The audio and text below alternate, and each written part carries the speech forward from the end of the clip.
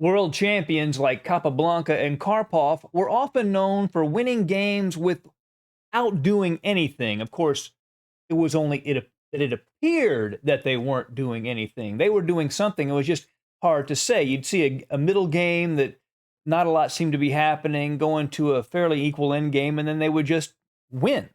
And they did this over and over and over again. Richard Rapport has a modern example of this, played this year at the Tata Steel Masters against Jordan Van Foreest. Richard Rapport was 27-63 when the game was played. Jordan Van Foreest was 27-02. So a very high level game. And this isn't Richard Rapport's normal strategy. So let's do a little bit of a dive into this game so that we can see how this happens. How does a super grandmaster play a game that to us seems like they aren't doing anything at all? We'll look at the opening, the middle game, and then the end game where we really see the brilliance of Richard Rapport's play. Let's jump right in. He has the white pieces, Rapport does, and Jordan Van Foreest has black. He plays d4, d5, c4, c6, the Slav defense, knight f3, knight f6, and here Rapport plays knight b to d2. He's known for playing unusual moves, more exotic moves. This is the 7th most common move here. And I looked at some resources, some books, some videos on the Slav. Not one of them covered this move. The idea, as best I can tell, is he's trying to create what is a Kali Zukertort structure. So let's go back.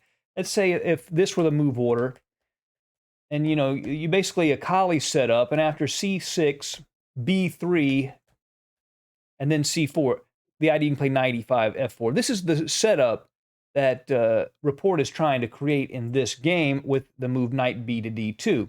Bishop to f4 to control that key diagonal. Knight h4 to try to grab the two bishops. Bishop to e6. e3, g6. You notice the c1 bishop and f8 bishop are the sort of hard to develop pieces here.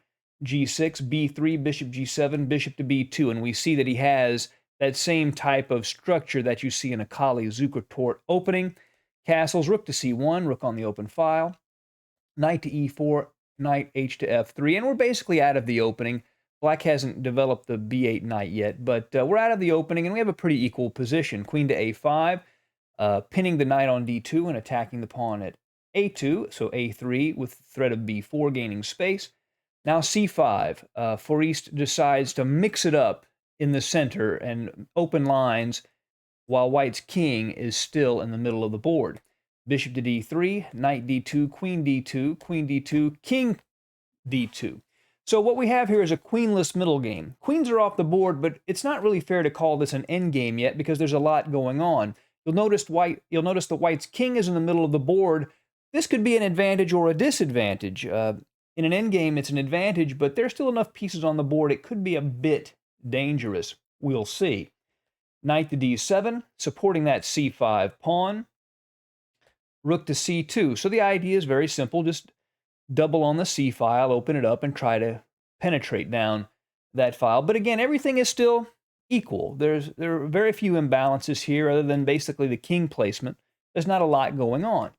Rook a to d8, h3, controls g4, rook f to e8, king to e2, maybe trying to move the king out of the center before it opens up and gets dangerous. cd4, bishop to d4. He doesn't want to take with the pawn and create pawn weaknesses. So he just takes with the bishop.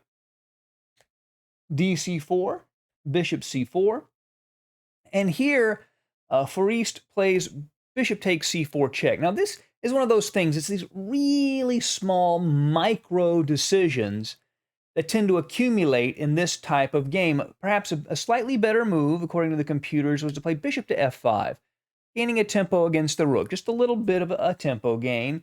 As it goes, bishop c4 check, rook takes c4, and you see White has a very slight lead in development and pressure aiming at the c7 square, but not much. Bishop d4, knight d4, knight to b6, hits the rook moves to c5, rook to c7 was also a possibility.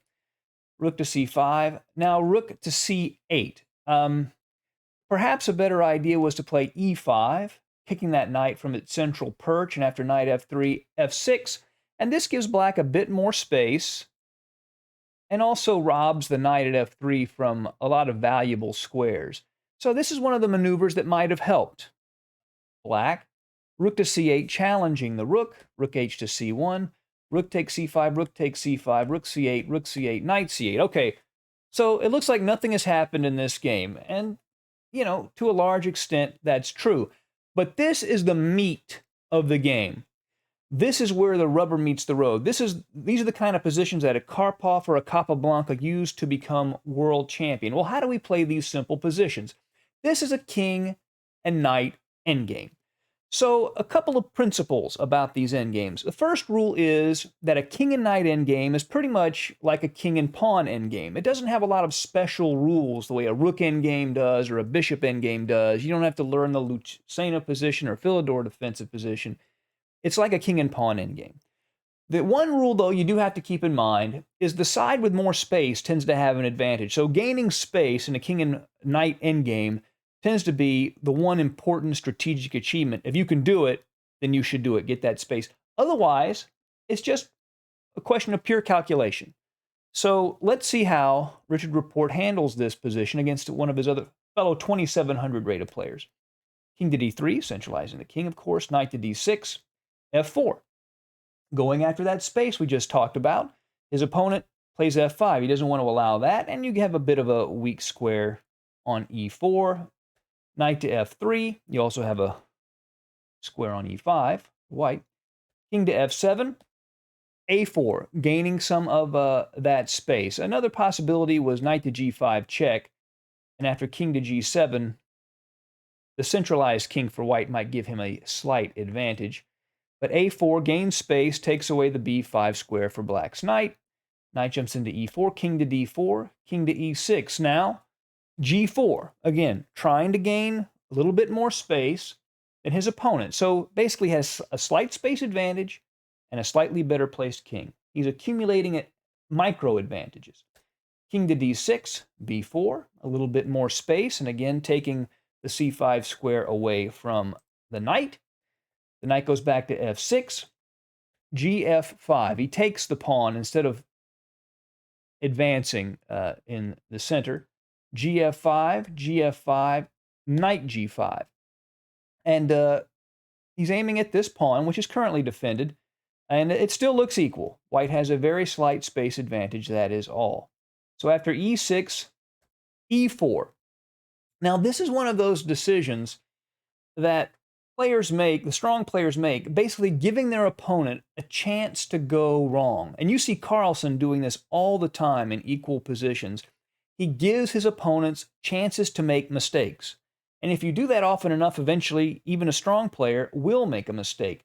Some of the better options here for black were pawn takes pawn, and after knight takes, just you have an equal position. Black creates a little wall that keeps white's king from penetrating.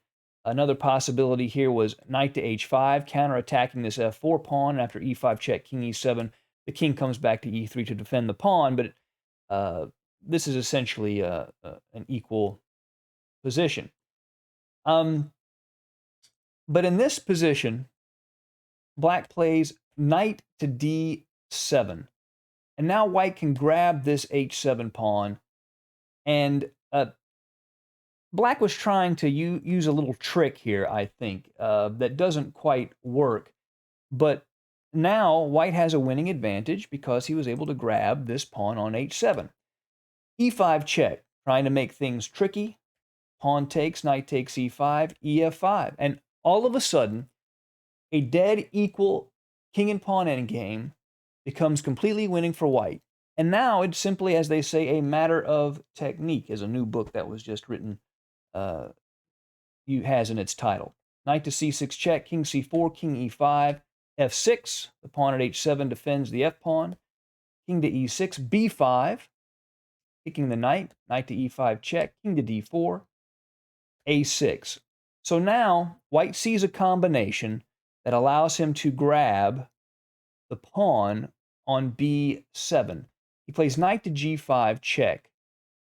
King takes pawn, and then knight to e4 check. And there's no good decision for black. He has to stay in contact with the knight, otherwise he will lose it. If he plays here king to e6, then knight to c5 check, picks up the b7 pawn after a fork. King to f5 is what was played in the game, but after knight d6, king f4, Then b6, fixing this weakness and getting this pawn closer to the queening square. a5, king to c5. White will win both of these remaining pawns. Black has to deal with this pawn, and the game is over. And, you know, I think to myself, why can't I play like this? Wouldn't it be so simple? How do players of this level make the game look so easy? I have no idea. But Capablanca and Karpov became world champion playing chess like this. I hope you enjoyed the game. See you again soon at Chess Dog. Goodbye.